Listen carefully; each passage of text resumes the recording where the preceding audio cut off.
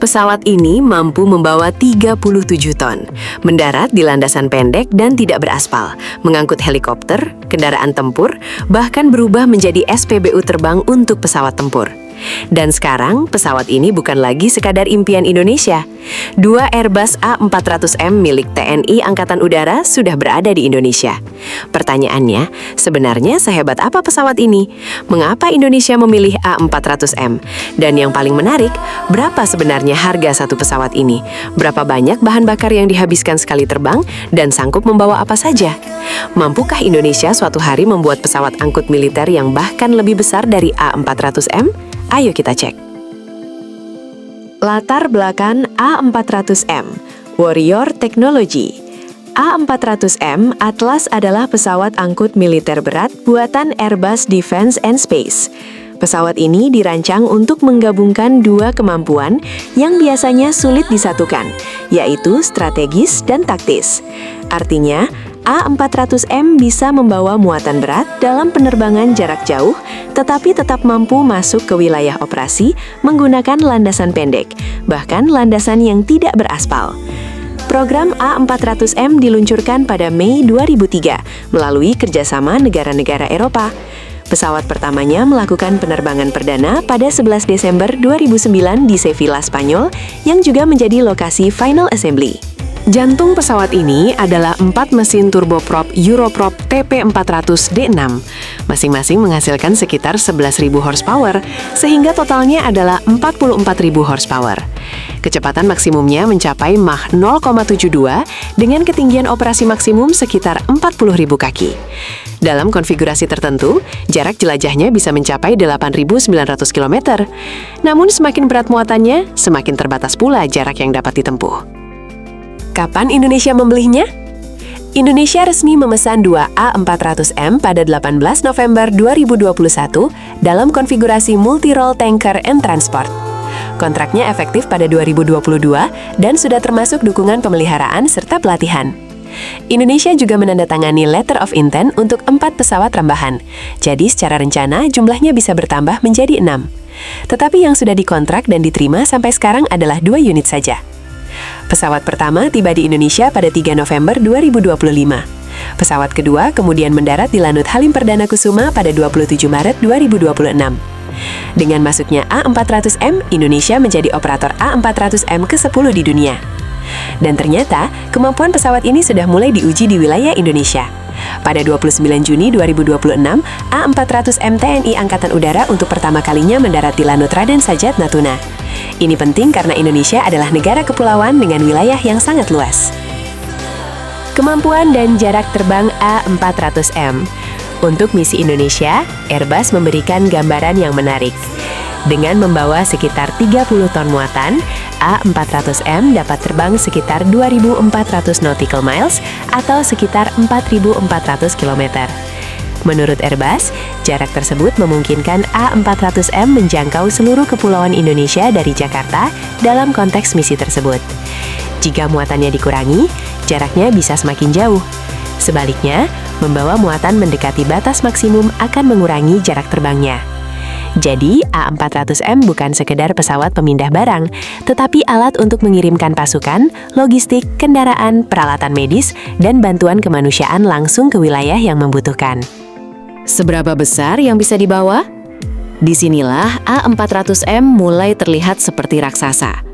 Ruang kargonya memiliki volume sekitar 340 meter kubik dengan penampang sekitar 4 x 4 meter. Muatan maksimumnya mencapai 37 ton. Pesawat ini dapat membawa berbagai muatan berukuran besar, termasuk helikopter, kendaraan lapis baja, kendaraan taktis, dan perlengkapan bantuan. Dalam konfigurasi tertentu, A400M dapat membawa 1 helikopter NH90. Sementara konfigurasi lain memungkinkan pengangkutan 2 helikopter H145M. Ia juga dapat membawa hingga 116 penerjun lengkap dengan perlengkapannya. Untuk penerjunan kargo, A400M mampu menjatuhkan muatan hingga 25 ton. Lalu bagaimana dengan tank? Jawabannya tergantung jenisnya. Batas utamanya adalah berat 37 ton dan ukuran ruang kargo. Karena itu, tank tempur utama seperti Leopard 2 tidak bisa dianggap sebagai muatan standar A400M. Namun, kendaraan lapis baja yang lebih ringan dapat diangkut olehnya.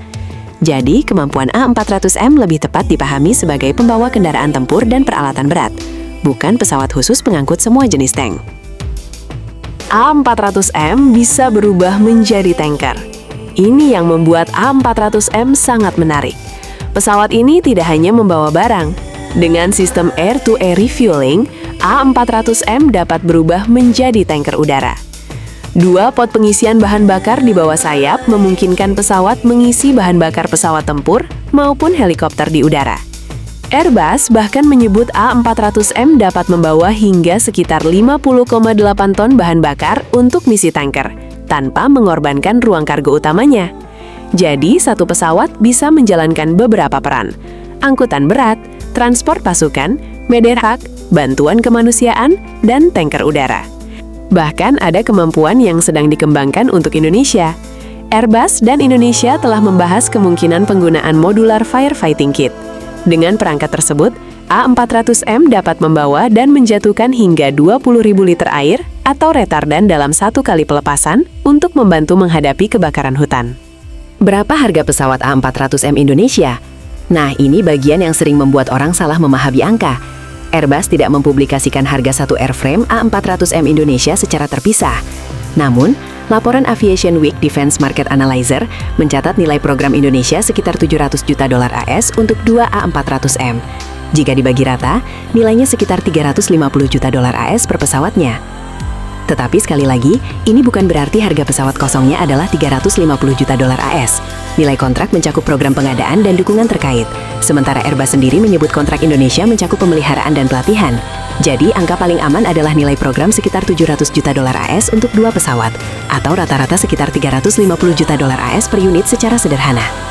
Berapa banyak aftur atau bahan bakar yang dihabiskan sekali terbang? Sekarang bagian yang jarang dibahas.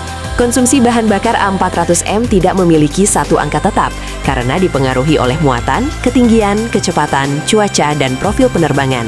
Sebagai gambaran teknis, jika digunakan angka konsumsi sekitar 12.000 kg bahan bakar per jam dengan densitas aftur sekitar 0,785 kg per liter, hasilnya sekitar 15.000 liter per jam. Dengan asumsi harga aftur Rp19.190 per liter, maka biaya bahan bakarnya secara matematis yakni sekitar Rp288 juta per jamnya.